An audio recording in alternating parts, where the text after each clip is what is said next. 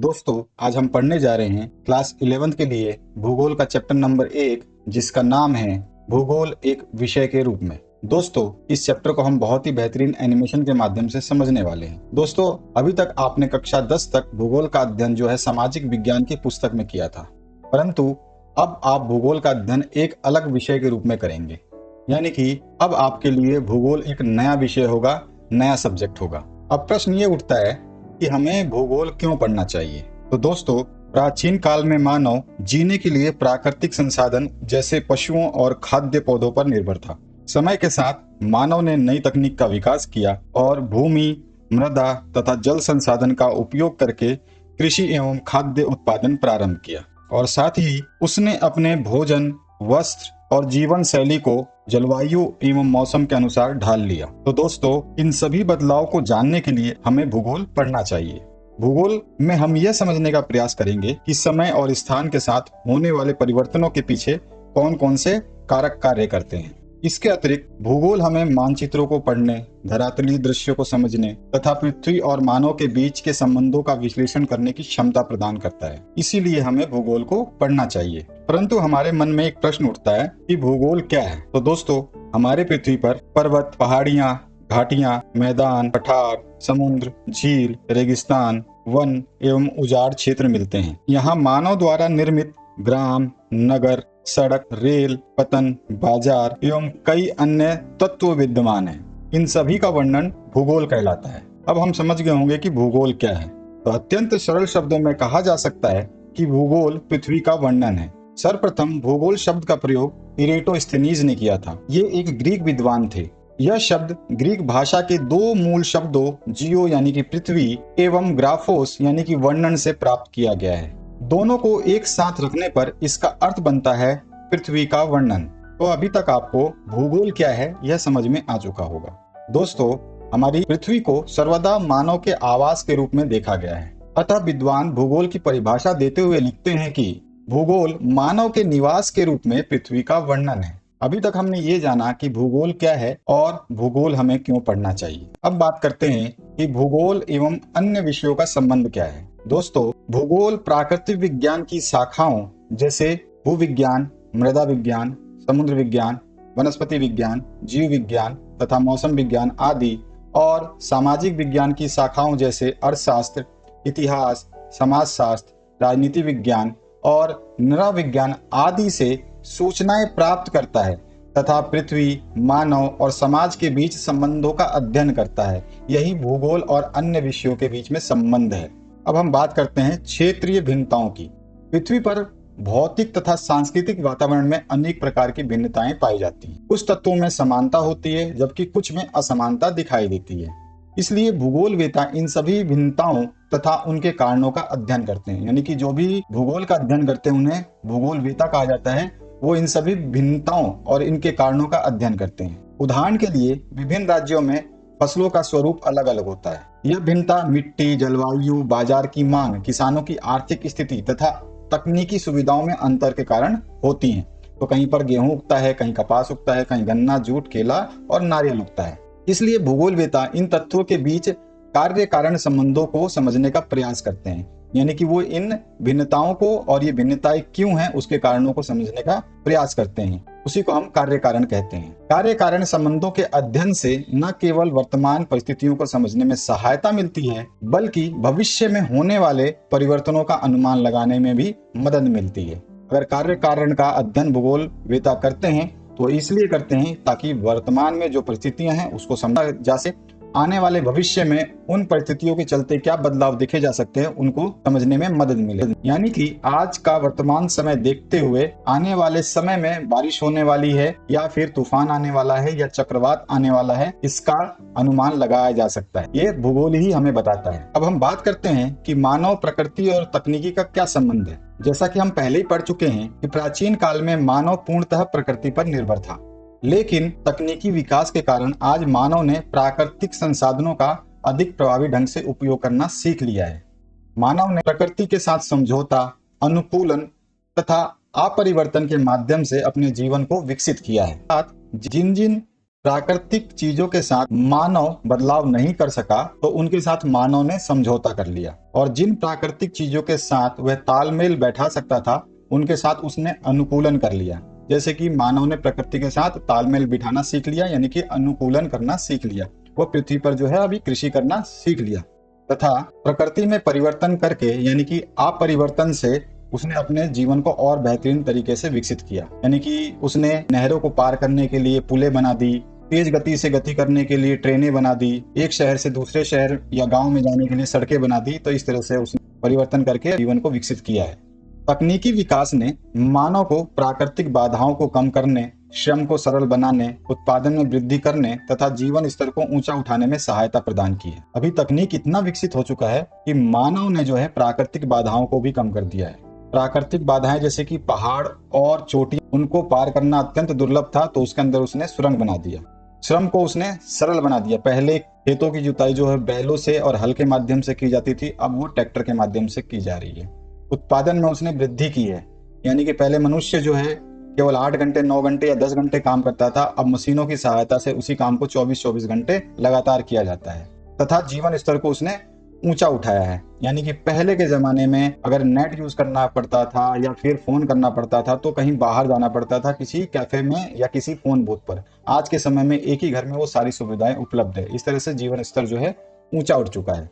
अब हम बात करते हैं मानव और प्रकृति की अंतःक्रिया की, यानी कि मानव ने प्रकृति की सहयोग से क्या क्या हासिल किया है। तो प्रकृति और मानव के बीच घनिष्ठ संबंध होता है दोस्तों। एक कवि ने इस संबंध को मानव और ईश्वर के बीच संवाद के रूप में व्यक्त किया है। मानव जो है ईश्वर से कहता है कि आपने मिट्टी का सृजन किया, मैंने उसे कप बनाया। आपने रात्रि का निर्माण किया, मैंने दीपक बनाया। आपने बंजर भूमि, पहाड़, मरुस्थल बनाए, मैंने उन्हें फूलों की क्यारियों और बाग बगीचों में बदल दिया। इससे स्पष्ट होता है कि मानव ने प्रकृति के सहयोग से नई नई संभावनाओं का सृजन किया तथा पृथ्वी पर अपनी विशिष्ट छाप छोड़ी। इसके परिणाम स्वरूप एक ओर मानवीकृत प्रकृति और दूसरी ओर प्रकृति प्रभावित मानव का विकास हुआ। मानवीकृत प्रकृति का मतलब हो गई कि जो मानव ने प्रकृति में बनाए हैं, जैसे बांध, सड़कें, भवन, खेत, उद्योग, परिवहन, ऊर्जा साधन, उद्यान आदि, ये सब मानवीकृत प्रकृति है। और प्रकृति प्रभावित मानव का विकास कैसे हुआ कि प्रकृति ने जो भी जलवायु दी, स्थल आकृति दी, मृदा दी, जल दी, वनस्पति दी, खनिज दिए, उसके हिसाब से जो है मानव को रहना पड़ा। तो इस तरह से मानवीकृत प्रकृति का और प्रकृति प्रभावित मानव का विकास हुआ। भूगोल इन दोनों के बीच होने वाली अंतःक्रियाओं का अध्ययन करता है। अब हम बात करते हैं भूगोल एक वैज्ञानिक विषय के रूप में क्या, कहां और क्यों, यानी कि भूगोल एक वैज्ञानिक विषय के रूप में कैसे काम करता है। तो एक वैज्ञानिक विषय के रूप में भूगोल मुख्यतः 3 प्रकार के प्रश्नों का उत्तर देता है, क्या, कहां और क्यों। तो सबसे पहले हम बात करते हैं क्या की। यह प्रश्न पृथ्वी पर पाई जाने वाली प्राकृतिक एवं सांस्कृतिक विशेषताओं की पहचान से संबंधित होता है। ये प्राकृतिक एवं सांस्कृतिक विशेषताओं की पहचान से संबंधित होता है। प्राकृतिक विशेषताएं जैसे कि आपकी भू आकृति, वनस्पति, जल, वन और जलवायु आदि होते हैं। और सांस्कृतिक विशेषताएं यानी कि कृषि, आवास, उद्योग, परिवहन, संस्कृति आदि होती हैं। उदाहरण के लिए किसी क्षेत्र में अत्यधिक गर्मी के क्या कारण हैं, ठंडे प्रदेशों के लोगों का पहनावा क्या है, किसी स्थान पर कौन से उद्योग स्थापित होते हैं। तो भूगोल एक वैज्ञानिक विषय के रूप में इन सभी क्या प्रश्नों के उत्तर देता है। अगला है हमारा कहां। यह प्रश्न पृथ्वी पर विभिन्न प्राकृतिक एवं सांस्कृतिक तत्वों के वितरण और स्थिति से संबंधित होता है। यह प्राकृतिक एवं सांस्कृतिक तत्वों के वितरण और स्थिति से संबंधित होता है। उदाहरण के लिए गेहूं का उत्पादन भारत में कहां कहां होता है, हिमालय पर्वत कहां स्थित है, भारत में लौह इस्पात उद्योग कहां स्थापित है।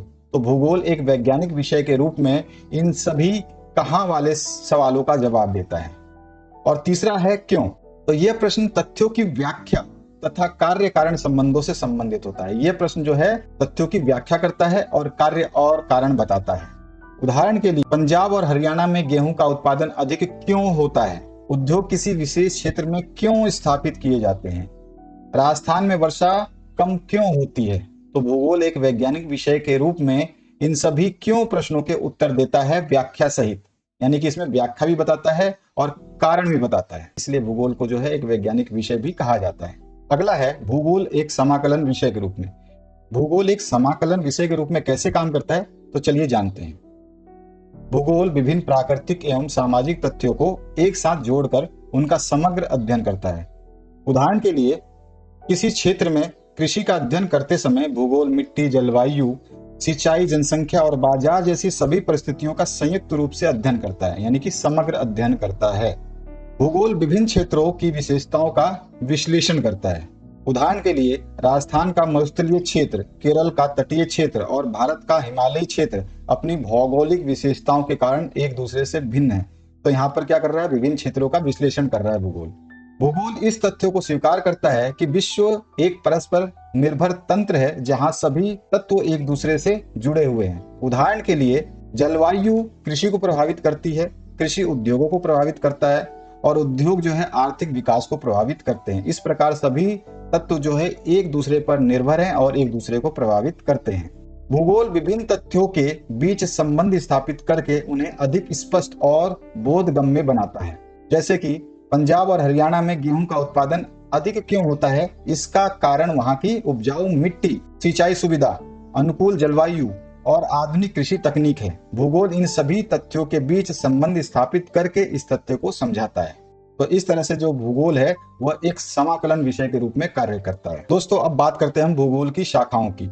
वैसे तो भूगोल की बहुत अधिक शाखाएं हैं, लेकिन हमारे जो सिलेबस में हम केवल उन्हीं का अध्ययन करेंगे। भूगोल के अध्ययन के दो प्रमुख उपागम यानी कि मार्ग हैं। पहला है विषय वस्तुगत भूगोल, जिसे क्रमबद्ध भूगोल कहा जाता है, और दूसरा है प्रादेशिक भूगोल।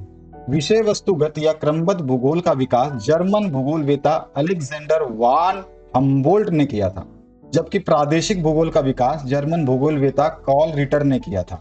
दोस्तों, अब हम क्रमबद्ध भूगोल और प्रादेशिक भूगोल के बारे में थोड़ा जानते हैं। क्रमबद्ध भूगोल में किसी एक भौगोलिक तथ्य का विश्व स्तर पर अध्ययन किया जाता है। इसके बाद उस तथ्य के विभिन्न प्रकारों की पहचान, वर्गीकरण और विश्लेषण किया जाता है।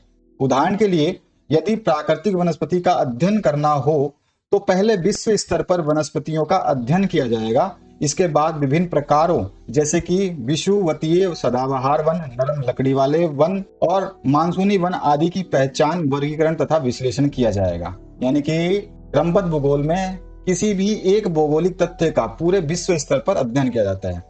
प्रादेशिक भूगोल में विश्व को विभिन्न प्रदेशों में विभाजित किया जाता है और फिर किसी विशेष प्रदेश के सभी भौगोलिक तथ्यों का समग्र रूप से अध्ययन किया जाता है। प्रादेशिक भूगोल में जो है पूरे विश्व स्तर पे नहीं बल्कि विश्व के किसी एक प्रदेश का समग्र रूप से जो है अध्ययन किया जाता है।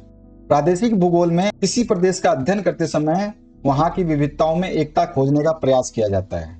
उदाहरण के लिए यदि भारत का अध्ययन करना है तो केवल एक तथ्य का नहीं बल्कि भारत से संबंधित सभी भौगोलिक तथ्यों का समग्र रूप से अध्ययन किया जाएगा। जैसे भारत की स्थल आकृति, जलवायु, प्राकृतिक वनस्पति, मिट्टी, नदियां, जनसंख्या, कृषि, उद्योग, परिवहन तथा आर्थिक गतिविधियों का एक साथ में अध्ययन किया जाएगा।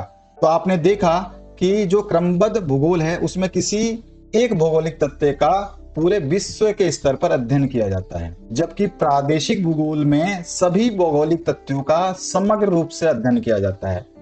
विषय वस्तुगत भूगोल और प्रादेशिक भूगोल में आन सकते हैं, यानी से बता सकते हैं। विषय वस्तु या क्रमबद्ध भूगोल में किसी एक भौगोलिक तथ्य का विश्व स्तर पर अध्ययन किया जाता है, जबकि प्रादेशिक भूगोल में किसी विशेष प्रदेश के सभी भौगोलिक तथ्यों का समग्र अध्ययन किया जाता है। क्रमबद्ध भूगोल का अध्ययन क्षेत्र संपूर्ण विश्व होता है, जबकि प्रादेशिक भूगोल का अध्ययन क्षेत्र कोई विशेष प्रदेश या उसका क्षेत्र हो सकता है। क्रमबद्ध भूगोल में एक ही विषय या एक ही तथ्य पर ध्यान दिया जाता है, जबकि प्रादेशिक भूगोल में किसी क्षेत्र के सभी तथ्यों का एक साथ में अध्ययन किया जाता है। क्रमबद्ध भूगोल में भौगोलिक तथ्यों की पहचान, वर्गीकरण और विश्लेषण किया जाता है, जबकि प्रादेशिक भूगोल में किसी प्रदेश की विशेषताओं एवं विविधताओं में एकता को समझा जाता है। क्रमबद्ध भूगोल के प्रतिपादक अलेक्जेंडर वान हम्बोल्ट थे, जबकि प्रादेशिक भूगोल के प्रतिपादक रिटर थे। दोस्तों, अब हम क्रमबद्ध भूगोल और प्रादेशिक भूगोल के शाखाओं को देखते हैं। विषय वस्तुगत या क्रमबद्ध उपागम के आधार पर भूगोल की 3 शाखाएं हैं। एक है भौतिक भूगोल, दूसरा है मानव भूगोल और तीसरा है जीव भूगोल। भौतिक भूगोल में हम भू आकृति विज्ञान, जलवायु विज्ञान, जल विज्ञान और मृदा भूगोल का अध्ययन करेंगे। वहीं मानव भूगोल के अंतर्गत हम सामाजिक सांस्कृतिक भूगोल, जनसंख्या एवं अधिवास भूगोल, आर्थिक भूगोल, ऐतिहासिक भूगोल तथा राजनीतिक भूगोल का अध्ययन करेंगे। अगर हम जीव भूगोल की बात करें तो इसके अंतर्गत हम जीव भूगोल, वनस्पति भूगोल, पारिस्थितिक विज्ञान और पर्यावरण भूगोल का अध्ययन करेंगे। तो चलिए इन सभी के बारे में एक एक करके जानते हैं। पहला है भौतिक भूगोल। तो भौतिक भूगोल पृथ्वी के प्राकृतिक तत्वों का अध्ययन करता है, यानी जो भी पृथ्वी पर प्राकृतिक तत्व है उन सभी का भौतिक भूगोल के अंतर्गत अध्ययन किया जाता है। इसमें पहला है भू आकृति विज्ञान। यह पृथ्वी की विभिन्न भू आकृतियों जैसे पर्वत, पठार, मैदान आदि के विकास तथा उन्हें बनाने वाली प्रक्रियाओं का अध्ययन करता है। दूसरा है जल वायु विज्ञान। इसमें वायुमंडल की संरचना, मौसम, जलवायु के तत्व, जलवायु के प्रकार, तापमान, वर्षा तथा विभिन्न जलवायु प्रदेशों का अध्ययन किया जाता है। तीसरा है जल विज्ञान। यह समुद्र, नदी, झील, तालाब तथा अन्य जलाशयों और उनके मानव तथा अन्य जीवों पर पड़ने वाले प्रभावों का अध्ययन करता है। चौथा है मृदा भूगोल। इसमें मिट्टी की निर्माण प्रक्रिया, मिट्टी के प्रकार और मिट्टी की उर्वरता, वितरण तथा उपयोग का अध्ययन किया जाता है। अगला है मानव भूगोल। मानव भूगोल मानव और उसकी गतिविधियों का अध्ययन करता है। इसमें पहला है सामाजिक सांस्कृतिक भूगोल। इस शाखा में समाज, संस्कृति तथा उनकी क्षेत्रीय विशेषताओं का अध्ययन किया जाता है। दूसरा है जनसंख्या एवं अधिवास भूगोल। इसमें जनसंख्या वृद्धि, जनसंख्या वितरण, जनसंख्या घनत्व, लिंग अनुपात, प्रवास आदि का अध्ययन किया जाता है। जबकि अधिवास भूगोल में मानव द्वारा बसाई गई बस्तियों जैसे कि गांव, कस्बे और शहर, उनके स्वरूप, विकास तथा अन्य विशेषताओं का अध्ययन किया जाता है। तीसरा है आर्थिक भूगोल। इस शाखा में मानव की आर्थिक गतिविधियों जैसे कृषि, उद्योग, व्यापार, परिवहन तथा पर्यटन आदि का अध्ययन किया जाता है। चौथा है ऐतिहासिक भूगोल। यह किसी क्षेत्र के ऐतिहासिक विकास तथा समय के साथ उसमें हुए परिवर्तनों का अध्ययन करता है। और पांचवा है राजनीतिक भूगोल। इसमें राज्यों की सीमाओं, पड़ोसी राज्यों के मध्य प्रशासनिक संबंधों, चुनाव क्षेत्रों, राजनीतिक घटनाओं तथा राजनीतिक व्यवहार का अध्ययन किया जाता है। अगला है जीव भूगोल। यह भौतिक भूगोल और मानव भूगोल के बीच का अध्ययन क्षेत्र है। इसमें पहला आता है जीव भूगोल। इसमें पशुओं तथा उनके निवास क्षेत्रों के स्वरूप एवं भौगोलिक विशेषताओं का अध्ययन किया जाता है। इसका दूसरा है वनस्पति भूगोल। इसमें प्राकृतिक वनस्पतियों और उनके वितरण का अध्ययन किया जाता है। तीसरा है पारिस्थितिक विज्ञान। इसमें जीवों के निवास क्षेत्र और उनके पर्यावरण के बीच संबंधों का वैज्ञानिक अध्ययन किया जाता है। और चौथा है पर्यावरण भूगोल। इसमें पर्यावरणीय समस्याओं जैसे प्रदूषण, भूमि ह्रास तथा संरक्षण से संबंधित विषयों का अध्ययन किया जाता है। दोस्तों, विषय वस्तुगत या क्रमबद्ध उपागम के आधार पर भूगोल की शाखाओं के बारे में आपने अभी अध्ययन किया। अब हम बात करते हैं प्रादेशिक उपागम के आधार पर भूगोल की शाखाओं के बारे में। तो ये टोटल 4 हैं। पहला है प्रादेशिक अध्ययन, दूसरा है प्रादेशिक नियोजन, तीसरा है प्रादेशिक विकास और चौथा है प्रादेशिक विश्लेषण। प्रादेशिक अध्ययन में विभिन्न प्रकार के और आकार के प्रदेशों का अध्ययन किया जाता है, जिसमें महाद्वीप, देश या राज्य शामिल हो सकते हैं, गांव, नगर या कोई छोटा क्षेत्र भी शामिल हो सकता है। प्रादेशिक नियोजन में किसी क्षेत्र के संतुलित विकास के लिए योजनाएं बनाई जाती है, जैसे कि किसी नगर या शहर का विकास योजना हो सकता है या फिर ग्रामीण क्षेत्रों की विकास योजना इसमें शामिल हो सकती है। प्रादेशिक विकास में किसी प्रदेश आर्थिक, सामाजिक तथा भौतिक विकास का अध्ययन किया जाता है तथा क्षेत्रीय असमानताओं को कम करने के उपाय सुझाए जाते हैं।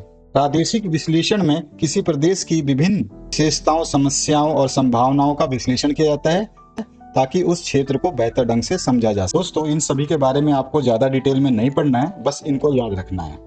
दोस्तों, अभी हमने भौतिक भूगोल के बारे में पढ़ा, तो चलिए जानते हैं भौतिक भूगोल और इसका महत्व क्या है। भौतिक भूगोल की वह शाखा है जो पृथ्वी के प्राकृतिक पर्यावरण था उसके विभिन्न घटकों का अध्ययन करती है। इसके अंतर्गत भूमंडल, वायुमंडल, जलमंडल, जीवमंडल तथा मृदा का अध्ययन किया जाता है। भौतिक भूगोल के अध्ययन के क्षेत्र अभी मैंने आपको समझाया ऊपर कि इसमें अध्ययन में क्या क्या आते हैं। भूमंडल आते हैं, वायुमंडल आते हैं, जलमंडल आते हैं, जीवमंडल आते हैं और मृदा शामिल है। सबसे पहले हम बात करते हैं भूमंडल की। इसके अंतर्गत भू आकृतियों जैसे पर्वत, पठार, मैदान, घाटियां तथा उन्हें बनाने वाली प्रक्रियाओं का अध्ययन किया जाता है। वायुमंडल इसमें वायुमंडल की संरचना, मौसम, जलवायु, तापमान, वायुदाब, पवन, वर्षा तथा विभिन्न जलवायु प्रकारों का अध्ययन किया जाता है। जलमंडल में इसके अंतर्गत समुद्र, महासागर, नदियां, झीलें तथा अन्य जल निकायों का अध्ययन किया जाता है। इसमें मानव, वनस्पतियों, जीव जंतुओं, खाद्य श्रृंखला, पारिस्थितिक तंत्र तथा पारिस्थितिक संतुलन का अध्ययन किया जाता है। इसमें मृदा के निर्माण प्रक्रिया और मृदा के प्रकारों का अध्ययन किया जाता है। तो हमने अभी भौतिक भूगोल के अध्ययन क्षेत्र के बारे में अब हम जानते हैं भौतिक भूगोल के महत्व के बारे में। दोस्तों, भौतिक भूगोल के बहुत सारे महत्व हैं। है मानव जीवन का आधार। पृथ्वी की प्राकृतिक चीजें जैसे पहाड़, नदियां, मैदान आदि हमारे जीवन को सीधे प्रभावित करती हैं। हम जहाँ रहते हैं और जो काम करते हैं वह इन पर निर्भर होता है। दूसरा महत्व है कृषि और संसाधनों में मदद। मैदान खेती के लिए अच्छे होते हैं। पठार में खनिज और जंगल अधिक मिलते हैं। पहाड़ों से पानी, लकड़ी, घास और पर्यटन की सुविधा मिलती है। जलवायु का प्रभाव। जलवायु हमारे घरों के प्रकार, वस्त्र, भोजन, कृषि, पशुपालन तथा उद्योगों को प्रभावित करती है। चौथा है जल संसाधनों का महत्व। वर्षा और नदियां कृषि, घरेलू उपयोग तथा भूमिगत जल के पूर्ण भरण में महत्वपूर्ण भूमिका निभाती है। भारत में मानसूनी वर्षा कृषि व्यवस्था का आधार है। पांचवा है समुद्री संसाधनों का उपयोग। समुद्र मछली, खनिज तथा अन्य संसाधनों के महत्वपूर्ण भंडार हैं। समुद्री संसाधन आर्थिक विकास में महत्वपूर्ण योगदान देते हैं। छठा है मृदा का महत्व। मृदा एक नवीनीकरण संसाधन है जो कृषि और अन्य आर्थिक गतिविधियों का आधार है। यह पौधों, जीव जंतुओं तथा सूक्ष्म जीवों के लिए आधार प्रदान करती है। सातवां है पर्यावरण संरक्षण और सतत विकास। भौतिक भूगोल प्राकृतिक संसाधनों के उचित उपयोग और प्रबंधन का अध्ययन करता है। वर्तमान समय में संसाधनों के अत्यधिक उपयोग से पर्यावरण असंतुलन उत्पन्न हो रहा है, इसलिए सतत विकास के लिए भौतिक पर्यावरण का ज्ञान अत्यंत आवश्यक है। ये सारे के सारे महत्वपूर्ण बिंदु है जो भौतिक भूगोल के महत्व को समझाते हैं। अब आपको दो परिभाषाएं याद रखनी है भूगोल के बारे में कि भूगोल क्या है। रिचर्ड हार्टसोन के अनुसार भूगोल का उद्देश्य धरातल की प्रादेशिक अथवा क्षेत्रीय भिन्नता का वर्णन एवं व्याख्या करना है। और अल्फ्रेड हैंटनर कहते हैं भूगोल धरातल के विभिन्न भागों में कारणात्मक रूप से संबंधित तथ्यों में भिन्नता का अध्ययन करता है। तो ये दो परिभाषाएं आपको अच्छे तरीके से याद रखनी है। आशा करता हूं कि यह चैप्टर आपको अच्छे तरीके से समझ में आ चुका होगा। आप अपने दोस्तों के साथ इसको शेयर कर सकते हैं, वो लोग भी इस चैप्टर को आसानी से समझ पाएं। और बाकी वीडियोस के लिए आप हमें कमेंट कर सकते हैं और चैनल को सब्सक्राइब कर सकते हैं। Thank you very much. मिलेंगे नेक्स्ट वीडियो में। जब तक अपना ध्यान रखिए और पढ़ते रहिए।